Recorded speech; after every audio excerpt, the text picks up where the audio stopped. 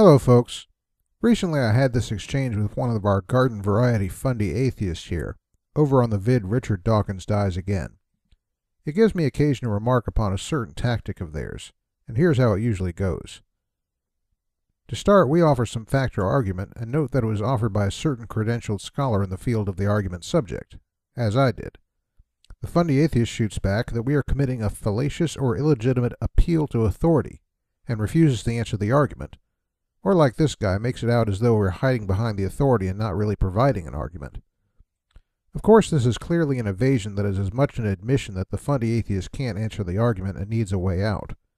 But that's not the main problem. The main problem is that appeal to authority, as done here, isn't a fallacy, and it isn't illegitimate. Now first consider the implications if the fundy atheist is right.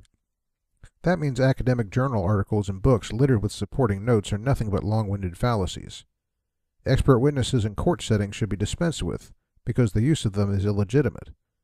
Not even much of what we see on the nightly news programs should be believed, since we believe what they say based on the authority of the reporter as a witness, and as a supposedly intelligent human being with competent powers of observation and analysis.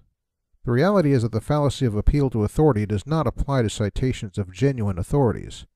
The main expression of this fallacy is when an irrelevant authority is cited, such as to prove some point on nuclear physics by quoting Michael Jordan. Here's one explanation from the NISCOR website, which collects information on logical fallacies.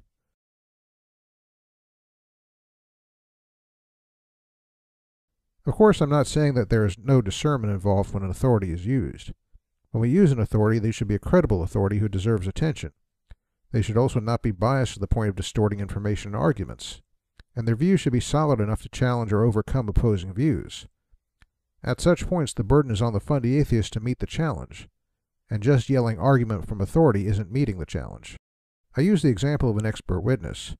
Use of scholarly sources is effectively a testimony by an expert witness in the court, though in this case, the court of reader opinion. Under such circumstances, the critic needs to call their own witness if they can't answer the point made.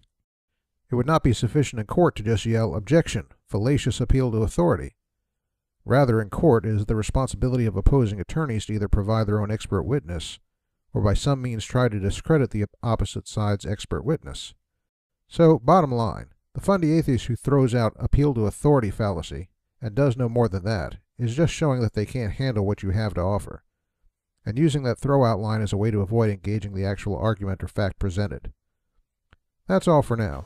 Until next time, this is JP Holden. See ya.